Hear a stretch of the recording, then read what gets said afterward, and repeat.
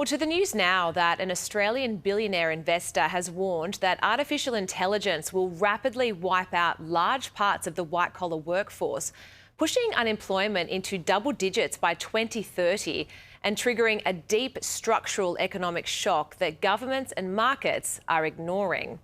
Hamish Douglas was the former boss of Magellan Financial and rose to prominence as one of the country's most influential global fund managers. He says advocates have been quick to promote the novelties of the technology, but are willfully ignoring the devastation to come. Here to talk to us all through about what we've just spoken about, tech expert Trevor Long. And Trevor, welcome to the program. Reading that article, it sounds quite frightening of what Douglas was saying. How real is this threat?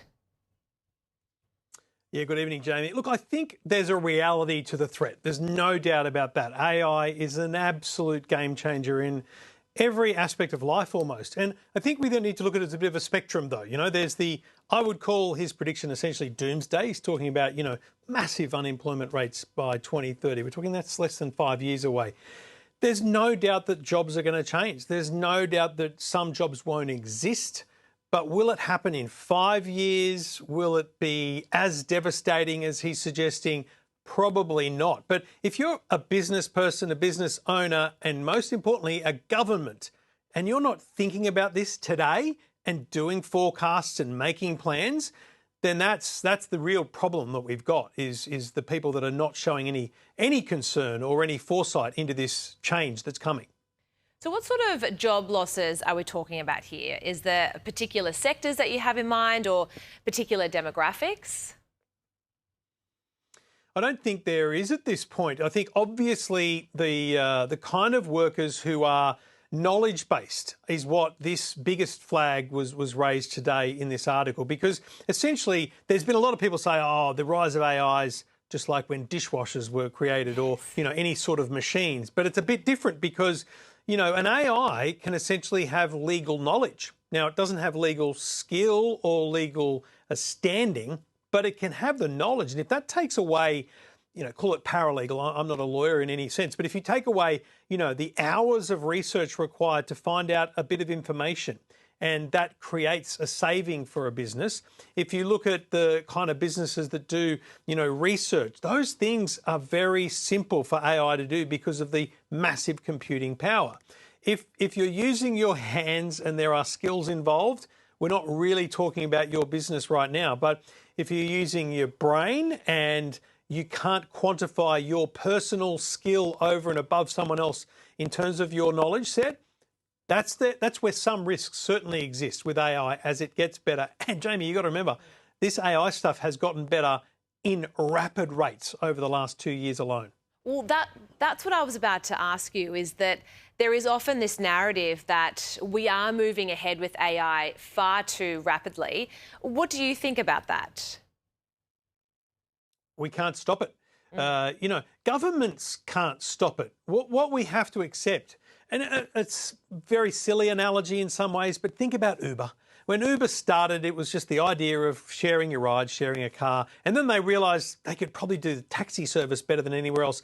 And they grew that very quickly. And think about how they entered Australia. They just went, we're here and we're staying. And they essentially ran rogue. And governments needed to catch up to them and set rules around them that did in some way harness what they were doing, clipping the ticket on their bookings and things like that. But Uber set the agenda, and that's what AI is doing now, but in a far more dramatic way. So in reality, that's the biggest challenge, is that it's impossible to harness this from a government level. What we need to do is actually embrace it. We need to embrace it. We need to, legislate it so that we can regulate the usage of it in Australia, and most importantly, the onshore federation of it, so that what we do in Australia happens in Australia. We should be advocating for that now so that we're creating jobs and industry in Australia for AI. That's the smartest thing we could be doing right now. And Trevor, before I let you go, I just want to get your thoughts on something. Australia's largest data centre operators have warned that AI-driven surge in electricity demand cannot be reliably powered by wind and solar alone. I mean, Surprise! They argue that gas, coal and hydro and other firming capacity are all needed to keep critical infrastructure running 24/7. So if data centres underpin defence and hospitals and the digital economy, should we be doing more to ensure dispatchable power is securely in place? Base load power is not something I knew about 20 years ago, but we've all heard the term. And a simple analogy, I've got lots of solar on my roof. I've got 2 electric cars. But if I have a day where I'm running my air conditioning and I plug my car in and there's a heavy cloud runs over for an hour or two, my system needs to choose, am I going to, draw from the grid for the car, or am I going to stop charging the car? In a data center environment, you can't make decisions about what you turn off and on. It has to be on. So that baseload power, and again, this goes back to governments and forecasting. We need to be forecasting the baseload power for the future around an industry that is data center heavy in Australia. Again, we should be leading that race. And think of it this way, Meta, one of the biggest companies in the world, Facebook, Mark Zuckerberg, they're investing in nuclear energy. Why? Because they know they need to control the baseload power that goes into their data centers to power their cloud and their AI. If we as a country are not thinking about how we power that baseload, we're losing the race, and we simply can't have solid data center reliance in Australia. You're spot on, Trevor, and Microsoft are doing the same, going down that nuclear path. Thank you so much for your time this evening.